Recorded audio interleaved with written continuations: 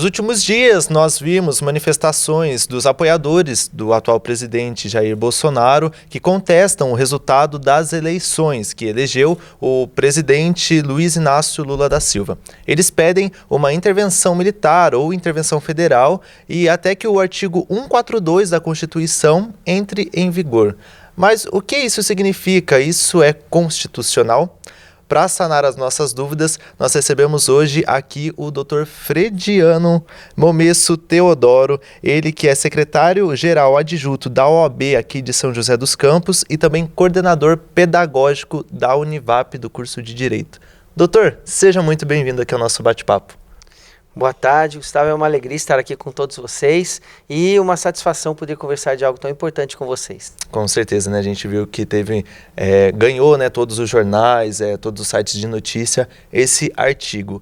E de fato, doutor, o que significa o artigo 142? O que está descrito nele que os apoiadores, né, os manifestantes têm usado como justificativa? Bem, o artigo 142 da Constituição Federal descreve de uma forma resumida quais são as funções das Forças Armadas. E dentre as funções está lá a proteção da pátria contra as ameaças externas e o fato de as Forças Armadas poderem ser acionadas por algum dos poderes da nossa República quando há necessidade, em caso de alguma ruptura institucional. Coisa que não aconteceu no Brasil e não aconteceu nas eleições nem após as eleições. Então, o artigo 142 simplesmente descreve o que são as Forças Armadas de uma forma bem resumida. Ele não legitima, em hipótese alguma, qualquer tipo de intervenção por parte de Forças Armadas, né? É só uma explicação genérica das Forças Armadas e quais são as funções das Forças Armadas. Assim, é um artigo bem simples, né? Nesse sentido. Certo. E existe uma diferença entre intervenção militar e intervenção federal? Tem alguma diferença entre elas? Então, a Constituição Federal prevê as intervenções federais quando existe alguma ruptura institucional em algum estado federado. E, nesse caso, o governo federal acaba nomeando autoridades para tomar a gestão daquele estado federado que sofreu essa ruptura. E, via de regra, as Forças Armadas são chamadas para apoiar esse tipo de intervenção federal. Mas raramente isso acontece. Nós tivemos um evento há alguns anos atrás, durante o governo do Michel Temer, no Rio de Janeiro, em que houve a intervenção federal no Rio de Janeiro e o Exército, né, um general, teria sido chamado para ser o gestor ali do governo durante um limitado período de tempo. Mas raramente isso acontece. E só quando há essa ruptura institucional. Veja, nós não temos ruptura institucional no Brasil porque os três poderes continuam funcionando normalmente e todas as esferas de poder federal, estadual e municipal no Brasil todo continuam funcionando normalmente. Então não há o menor cenário, assim, a menor possibilidade nesse cenário de uma intervenção, nem necessidade.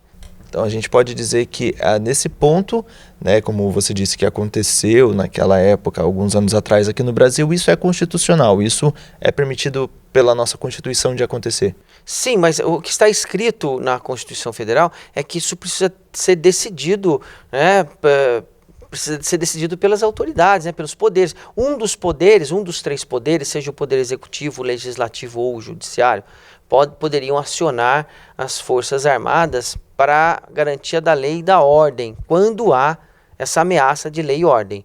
Isso não aconteceu no Brasil, né? Nós tivemos eleições legítimas, a população movimentou-se livremente para votar, todo o sufrágio funcionou da forma correta, então assim, não havia motivo nenhum nem para acionar as forças de segurança pública, quem dirá para acionar uma força excepcional que seriam as Forças Armadas.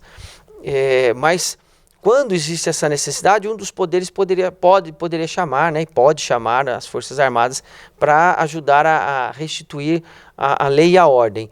E, claro, quando há necessidade em algum estado federado, em algum município, por essa quebra de poderes institucionais, essa ruptura do que é entendido como a ordem constitucional, isso demandaria sim a determinação de uma intervenção mais no Brasil assim, não se vê em nenhum lugar algo que se assemelhasse a uma situação de crise que gerasse a necessidade dessa intervenção. Certo. E aí, só para a gente mudar um pouquinho de assunto, mas ainda a gente continua falando, né, da Constituição. O protesto, né, o protesto que a gente viu, os caminhoneiros, dos apoiadores do atual presidente, é constitucional? É até que ponto? E o que eles podem, né, exigir? Bem, me parece que as pessoas estão lendo a Constituição Federal de trás para frente. Porque o correto é ler do artigo 1º em diante, porque os artigos mais importantes, a estrutura do Estado brasileiro, a estrutura da nossa República, os alicerces da nossa República estão nos primeiros artigos da Constituição. Veja, o artigo 142 é um artigo muito à frente, que vai descrever minúcias sobre uma estrutura de um poder específico, que é uma função específica, que é a função das Forças Armadas. Nos primeiros artigos, nós encontramos, como é a estrutura básica da nossa República, do nosso Estado Democrático de Direito. Ali está escrito no artigo 1º da Constituição Federal que o poder emana do povo e esse poder é exercido por meio de representantes. Este poder é exercido por meio do sufrágio universal, o voto universal e secreto, um voto que tenha valor único para todas as pessoas. E também no início da Constituição estão lá os direitos e deveres individuais no artigo 5º, que é o artigo que trata desses direitos e garantias fundamentais. É direito nosso, direito de qualquer pessoa, reunir-se para manifestar-se pacificamente, sem armas, sobre qualquer assunto. Isso é um direito que todos nós temos. O que não se pode fazer é incitar ou induzir as pessoas a brigarem por uma quebra da ordem constitucional. Porque qualquer movimento contra a ordem constitucional, contra o Estado Democrático de Direito, é um movimento criminoso, né? O Código Penal recentemente foi reformado nesse aspecto. No ano passado, mais especificamente, o Código Penal foi reformado nos seus últimos artigos. Uma lei antiga que existia da década de 80, que era a Lei dos Crimes contra a Segurança Nacional, foi revogada.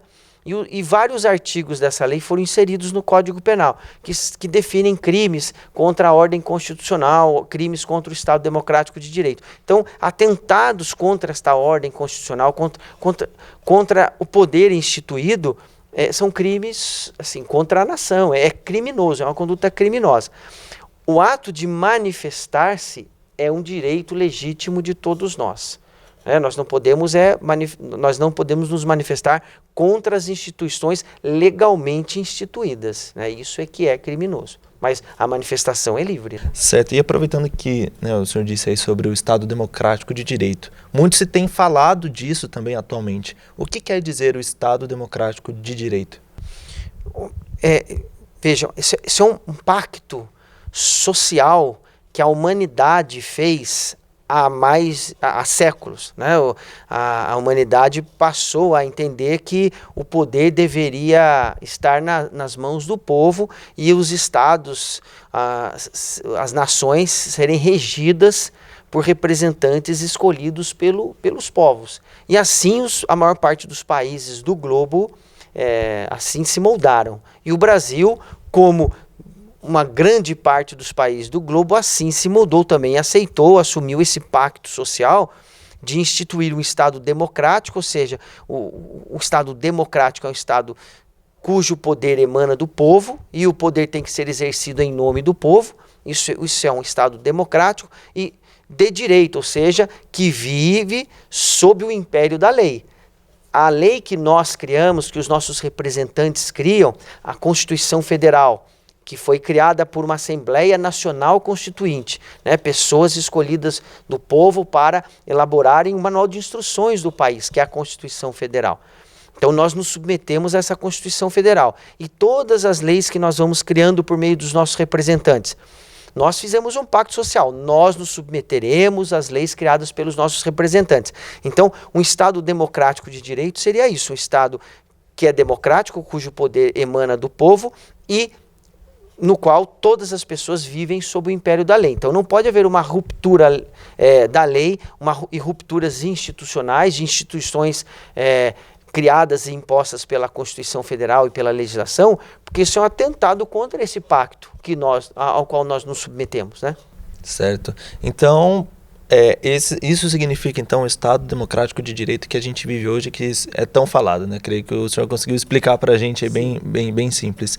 E por que tem muitas pessoas, no geral, que não acreditam no resultado das urnas, não acreditam que as urnas são totalmente confiáveis, até dão exemplo, né? Comparam com os Estados Unidos, que também não usam, né, a urna eletrônica, lá o voto é diferenciado. Por que existe ainda essa desconfiança com as urnas?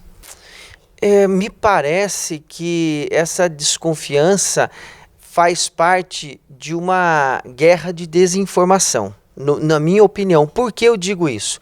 Porque as nossas urnas eletrônicas, justamente em razão dessa discussão, uma discussão gerada por desinformação, mas as nossas urnas eletrônicas agora, para essas eleições, foram submetidas a intensos testes. Testes estes nos quais participaram todos os poderes. O Poder Judiciário estava presente para fiscalizar, membros do Poder Legislativo e o Poder Executivo, né, o governo federal, por meio dos militares, participou desses testes, fiscalizou todos os testes realizados com as nossas urnas eletrônicas.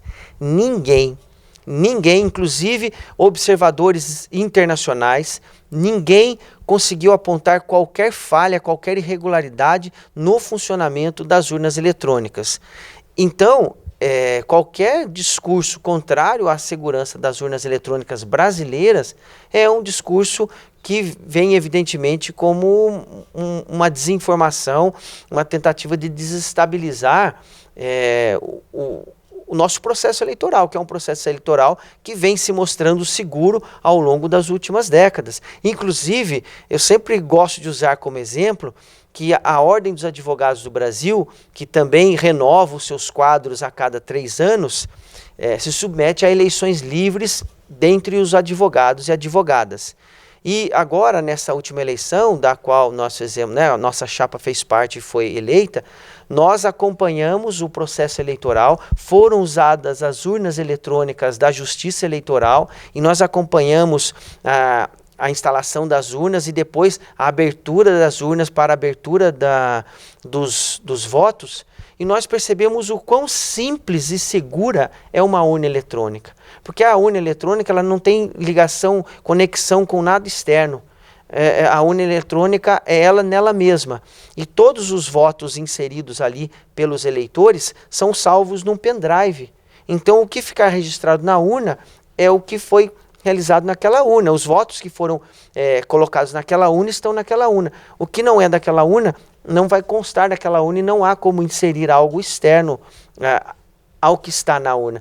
Então, assim, nós da Ordem dos Advogados do Brasil, testemunhamos isso recentemente e mais, nessa fiscalização recente das urnas para as eleições presidenciais, havia representantes da Ordem dos Advogados do Brasil nesse comitê de pessoas que fiscalizaram e acompanharam os testes. Então, sim, são muitas instituições, inclusive instituições internacionais, que podem atestar que as nossas urnas são seguras e as nossas eleições, em hipótese alguma, podem ser prejudicadas, maculadas por esse tipo de desinformação. Doutor, muito obrigado pela sua presença aqui e por esclarecer as nossas dúvidas. Eu que agradeço o convite do Se Liga e seria uma alegria e será sempre uma alegria estar aqui com vocês toda vez que o Se Liga me convidar. E uma alegria muito grande estar na TV Univap mais uma vez. Mais uma vez, muito obrigado e muito obrigado a você também que nos acompanhou até aqui. O nosso programa fica completo no nosso canal do YouTube. É só acessar TV Univap. Não se esqueça também de nos acompanhar nas redes sociais, no Facebook e no Instagram. É @TV Univap. Até mais. Tchau, tchau.